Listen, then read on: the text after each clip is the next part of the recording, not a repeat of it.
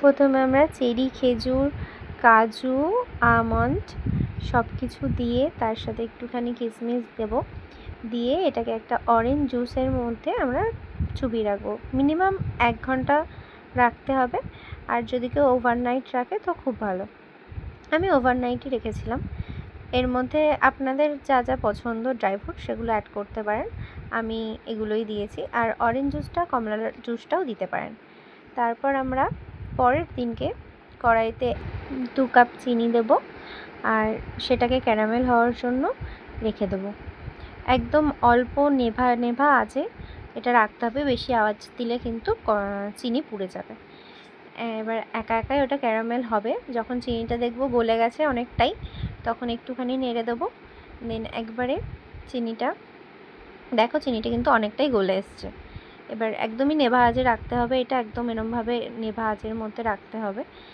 এবার এটাকে নাড়বো, নাড়তে নাড়তে বেশ চিনিটা একদমই গুড়ের মতন গলে যাবে। ঠিক একদম দেখো পাতলা হয়ে গেছে, আর একটুও দানা দানা এর মধ্যে নেই। এটা একদম এবার পাতলা হয়ে গেছে। এর মধ্যে আমি যেই কাপের আন্দাজে আমি চিনি নিয়েছি সেই কাপের আন্দাজেই আমি জল দেবো।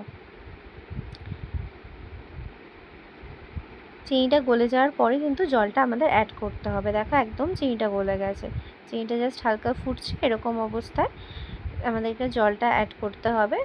ওই কাপেরই জল দিয়ে দিচ্ছি, একটুখানি সামান্য ফার্স্টে একটু দিলাম, কারণ কি জলটা ছিটতে পারে, তাই জন্য এই আন্দাজেই জলটা দেবো। 2 কাপ জল দিয়ে দেবো। প্রথমে একটুখানি দিয়েছিলাম, সেই কাপেরই জলটা ঢেলে দিলাম আবার পুরোটাই। আর আন্দাজ মতো 2 কাপ জল দিয়ে দেবো। 2 কাপ চিনি, 2 কাপ, তার জন্য 2 কাপ জল দিয়ে দিলাম। জলটা দেওয়ার পর কিন্তু এটাকে ঠান্ডা হতে রেখে দিতে হবে। তারপর আমি ব্যাটারটার জন্য ময়দা রেডি করে নেব। দিলাম 2 কাপ দুধ, যেই কাপের জল দিয়েছি সেই কাপ আন্দাজে 2 কাপ দুধ দেব।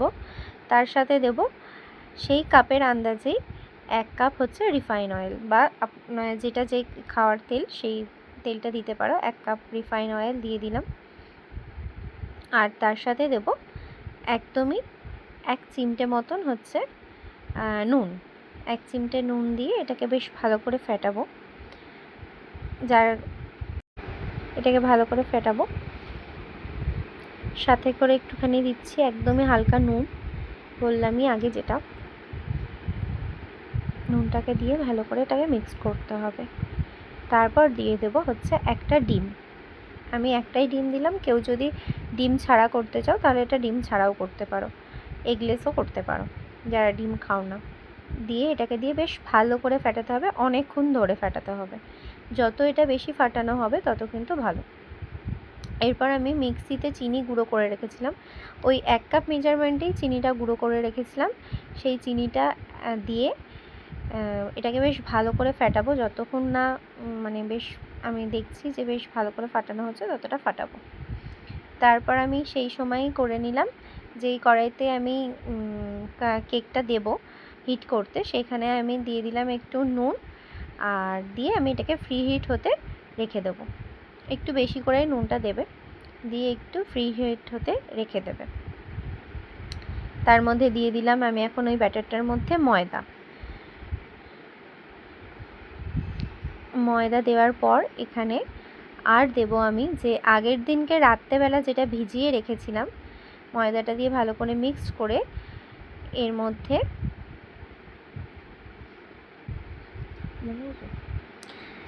যেটা আমি ক্যারামেল তৈরি করেছিলাম জল দিয়ে, সেটাকে ঢেলে দেবো।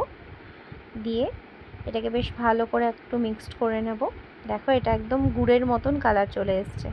এই কালারটাতেই কিন্তু প্লাম কেকের কালারটা আসে, মেইন কালারটা এটাতেই আসে। এরপর দিয়ে দেবো ড্রাই ফ্রুটগুলো, যেগুলো আগের দিনকে আমি ভিজিয়ে রেখেছিলাম, একদমই রসটা সব সোপ করে নিয়েছে।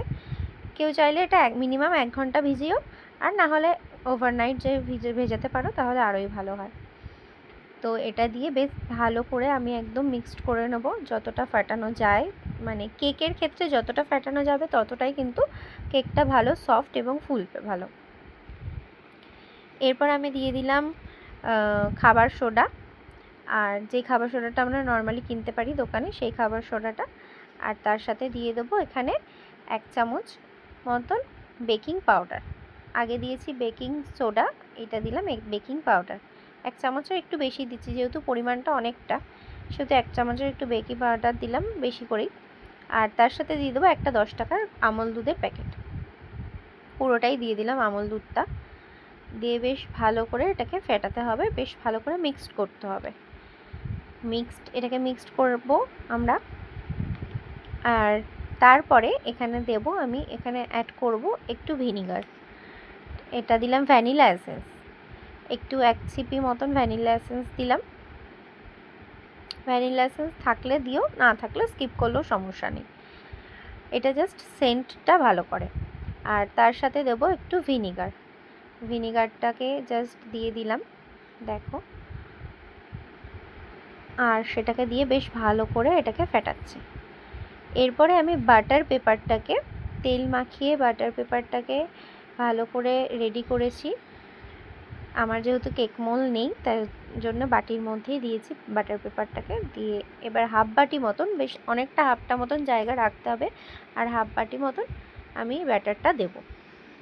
এটা দিয়ে ভালো করে একটুখানি নাড়িয়ে তারপরে আমি উনুনে বসাবো। এটা তোমরা বাটিতেও করতে পারো আর ফয়েল পেপারেও করতে পারো। ফয়েল পেপারে দেখো আমি অন্য কড়াইতে করলাম, ফয়েল পেপারেও খুব ভালো হয়, ফয়েল পেপারেও করেছি। দিয়ে এটাকে আমি একদম লো আঁচে ঢাকা দিয়ে রেখে দেবো, দুটোকেই আমি লো আঁচে ঢাকা দিয়ে রেখে দেবো, বাটিরটা আর ফয়েল পেপারেরটা। এবার যখন হাফ হয়ে আসছে, দেখলাম হালকা ফুলেছে, তখন আমি ওটাকে ঢাকনাটাকে সরিয়ে জাস্ট ডেকোরেশনের জন্য আমি একটু চকো চিপস দিয়ে দিচ্ছি। এটা স্কিপ করতেও পারো। ব্যাস, এটা মোটামুটি 40 মিনিট হওয়ার পর রেডি হয়ে যাবে। একটা কাঠি ফুটিয়ে দেখে নেবে, যেটা আমার এখানে দেখানো হয়নি, দেখে নেবে রেডি কিনা। ব্যাস, আমাদের একদম পারফেক্ট হয়ে গেছে, রেডি। দেখো পুরো কতটা ফুলেছে এটা। Thank you.